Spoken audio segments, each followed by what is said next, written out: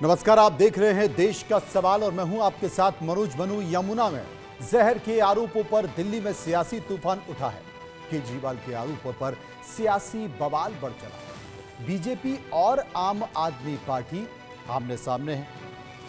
यमुना में छिड़ी जंग का नया चैप्टर तब शुरू हुआ जब केजरीवाल के आरोपों का जवाब देने के लिए हरियाणा के मुख्यमंत्री नायब सिंह सैनी ने यमुना आचमन किया, यमुना का पानी पिया। लेकिन अरविंद केजरीवाल इसे ढोंग बताने लगे, यमुना आचमन पर सवाल उठाने लगे, जिस पर मुख्यमंत्री सैनी ने भी पलटवार करने में देर नहीं की।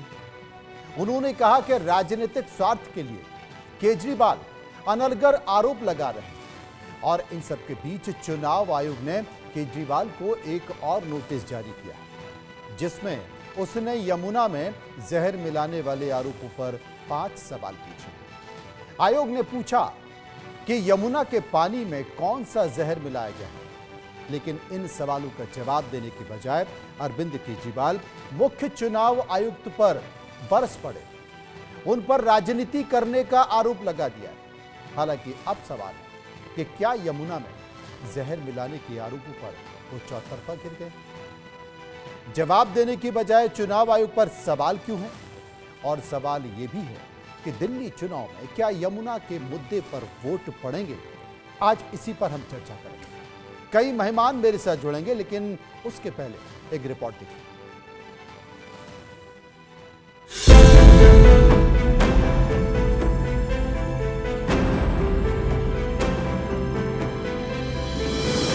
दिल्ली में यमुना के सवाल पर बवाल बढ़ गया है। सियासी तूफान सुनामी में बदल गया। यमुना में जहर के आरोपों पर उठा बवंडर तब और बढ़ने लगा जब केजरीवाल के आरोपों का जवाब देने के लिए हरियाणा के मुख्यमंत्री नायब सिंह सैनी ने यमुना आचमन किया।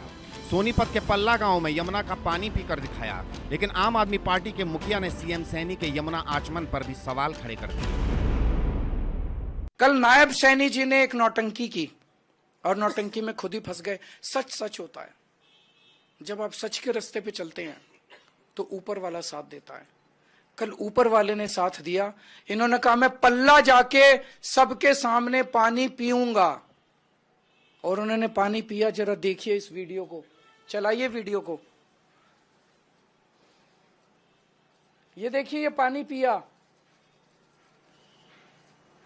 हरियाणा स्वच्छ और शुद्ध जल वो दिल्ली को दे रहा है। दिल्ली के हमारे लोग हैं, हमारे परिवार के सदस्य हैं, परंतु अपनी स्वार्थ राजनीति स्वार्थ सिद्धि के लिए अनर्गल प्रचार करते हुए कोई भी मुंह में आए वो आरोप लगा दे, ये आरोप असहनीय है।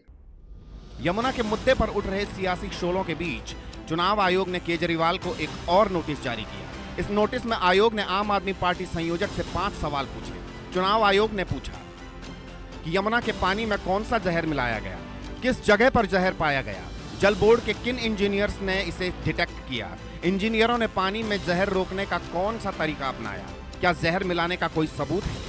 इन सवालों का जवाब देने के लिए चुनाव आयोग ने केजरीवाल को कल तक का वक्त दिया है, लेकिन इन सवालों को लेकर अरविंद केजरीवाल चुनाव आयोग पर ही बिफर पड़े। ईसीआई राजनीति कर रहा है।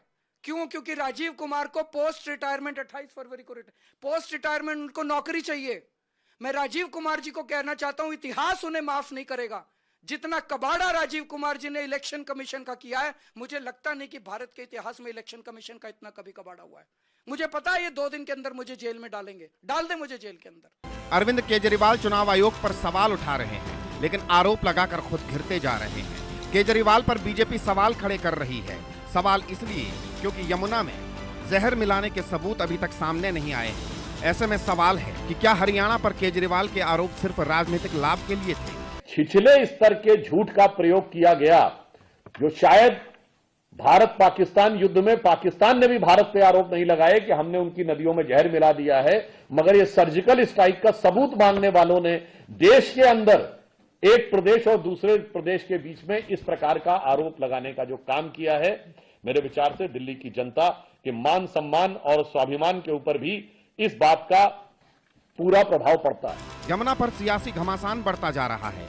आरोपों के बाण दोनों तरफ से चल रहे हैं, लेकिन सवाल है कि क्या दिल्ली चुनाव में अब की बार यमुना ही सबसे बड़ा मुद्दा है? क्या यमुना के मुद्दे पर दिल्ली चुनाव में वोट पड़ेंगे?